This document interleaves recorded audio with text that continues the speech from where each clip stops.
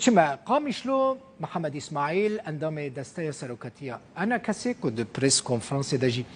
بشتار بوی که محمد بخیر هاتی دماد هاتم تلویزیون کرد که می روجاوای کرسان کلوانه کوچبره پناوره پریشان بونه تلفن کرد سر خیره بده بیجن پیروز به دکارم زیده تر بزانه بم ولی سر چه خالان لحف کرد یعنی جی هفته گیشتنا و چه بود پلان ویا پیش روز چیه؟ گاوا دویم هونی چه آباویش؟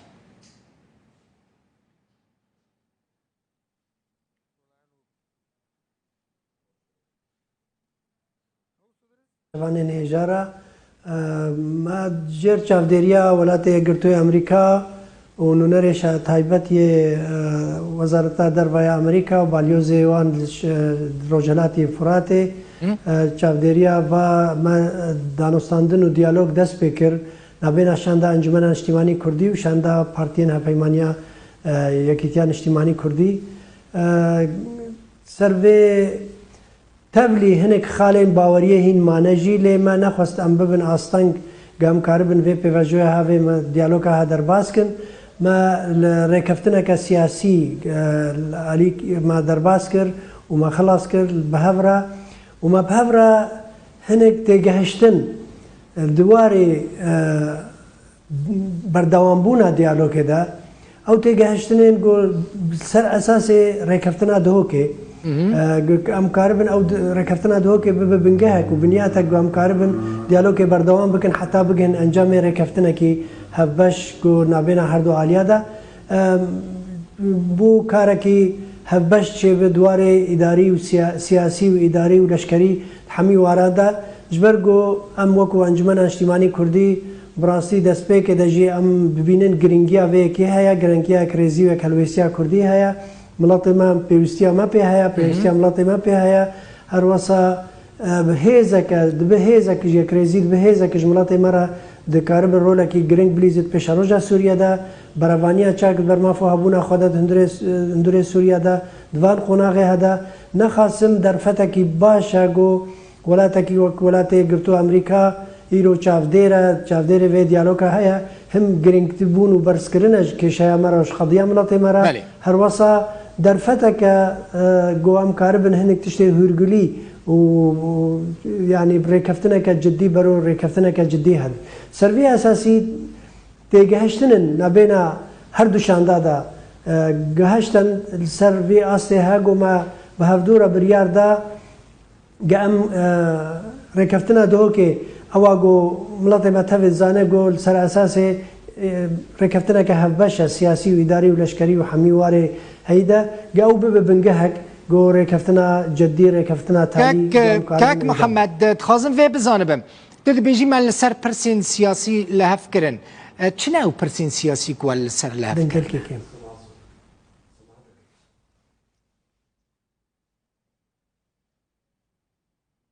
ببورا مدنگ نكر خواست بزانم تد بيجي مال سر حمو برسين سياسي لهفكرن شنو برسين سياسي ما تذكري ياك بياك جمرة بيجي زحمتنا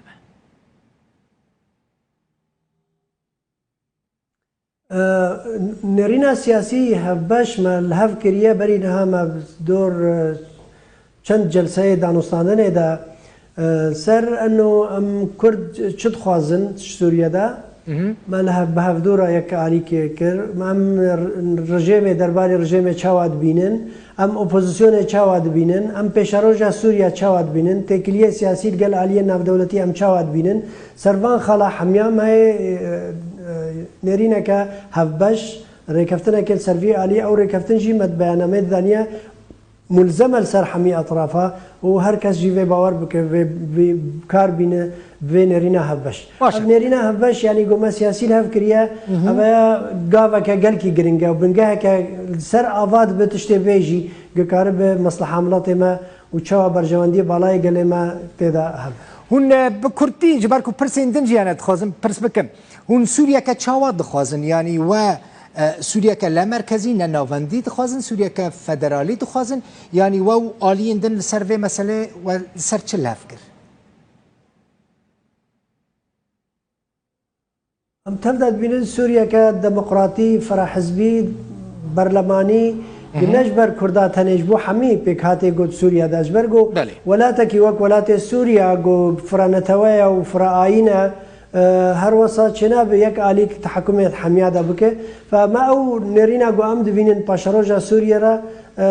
او نرينا جو سوريا كفرا حزبي به برلماني به تعددي به هر وسط اتحادي به قوي بتر كارب بردوام بك وقرت كليات ناف هندري بكاتن سوريا دا خرتر وقشتر بك هر وسط نيف دا باوري بما فو هبونا قال كردجي به باشه هوني دما پیشتا جبركو قالك تشتين دن جيهانت خازم بپرسم هوني دما پیشتا ببن بشك جه ريفبريا خسر و ناف ورا گوهرتن یا نا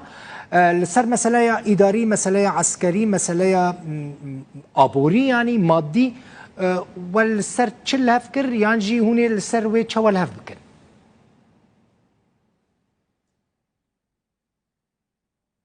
ما هنا ديالوج سنم نجح نفان خلالي ام چاورينا براستي انجمن اجتماعي كردي ونافي ريكفتني اگر ريكفتن به وبشراكتها بشراكتك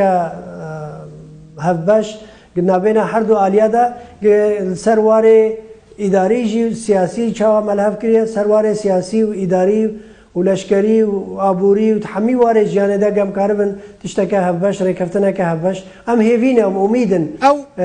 انجمن اجتماعي كردي بري بعد ما قوتيا سنگه ما فكريه ودستي ما دريش كريه جبو يكريزيا كردي وجبو كارب كاركي هبش ام بهبرا بكن اثبات بوج دنيا را قاليك ثاني نكر نرتيا كردات حمي علي دا بك وهر وسا نكر بنا اداري بك نا لشكريه بك نا بروانيه بك حمي على دا ملت ما بيوسي هيا بیا کلوسیه کریزیه اف رکفتنا گو بیچکرن و هیزک رو خرد بجملات مراد حمی وارده چه دواره سیاسی و اداری و لشکری حمی ده ام چافنری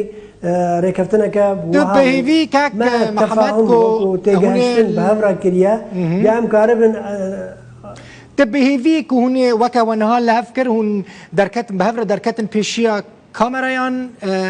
کو هند گاوا دویم دا جی به همان شوی لهف بکن در کفن پیشه کامرایان ببیجن ملهف کر لسروان پرسانجی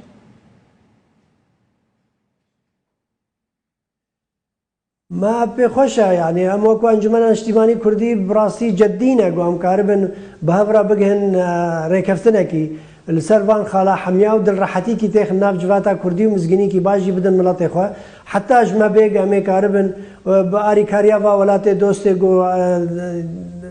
آلی دنجی جدیه هون جدینا بکرتی که جنرال مظلوم عبدی برز محمد اسماعیل آلی دنجی جدیه بکرتی زحمت نبه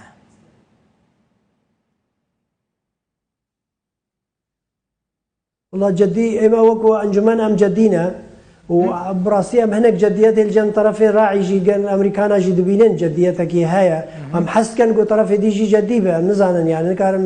نهادا بيجم جو كي أم حمي جدينا يعني بس مصلحة ملاطي ما البرشافة ما ب أو جرك جديتها ما بدخو ياكرن قالك سباس وهي دكم براستي د جافا دويم يا ديالوجا ودا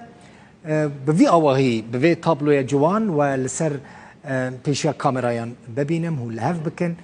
و بگمان کرد لبندینک و